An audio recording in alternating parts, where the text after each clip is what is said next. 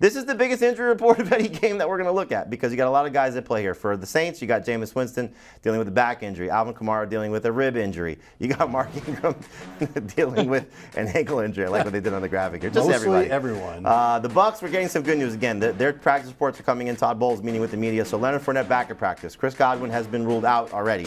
Mike Evans dealing with the calf injury, Julio Jones with the knee injury, Russell Gage with the hamstring injury. They're all expected to play, but one major injury is left tackle Donovan Smith is going to be listed as doubtful, so probably not going to have him out there, factoring that in against the Saints defense with a already banged up Bucs offensive line.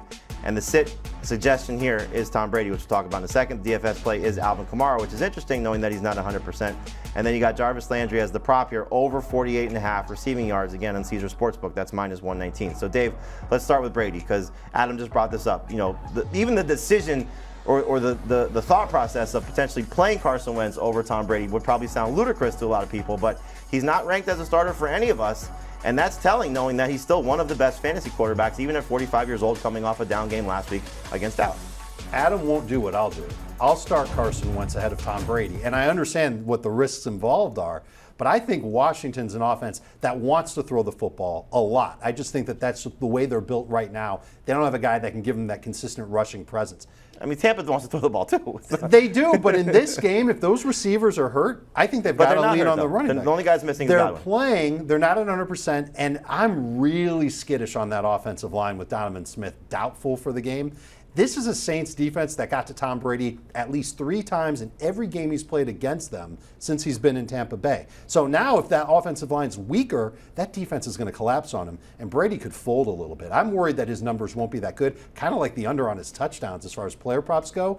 I think Carson Wentz will get more yards and more touchdowns than Tom Brady this week, so I'm going to start him ahead of Brady in fantasy. No, I'm with you, especially with Donovan Smith out. That's what kind of sealed it for me. They were back-to-back in my rankings, and then with the fact that it's now 4 new offensive linemen from last year when that was a much better unit, it's going to be a little bit tough for Brady, I think, to have that type of huge monster performance. So a couple things here quickly. Adam, Alvin Kamara, how much do you trust him playing at less than 100%? And if he's out, Mark Ingram is what to you? Yeah, I trust Kamara enough. He wouldn't be a top 10 running back, but probably be more like top 15. And Ingram would be somewhere in the 24 to 30 range if Kamara were out. Dave, Jarvis Landry, you like the prop here. Last week was very good for him. Led the team in targets, catches, yards. Michael Thomas scored 2 touchdowns, seeming like he's back.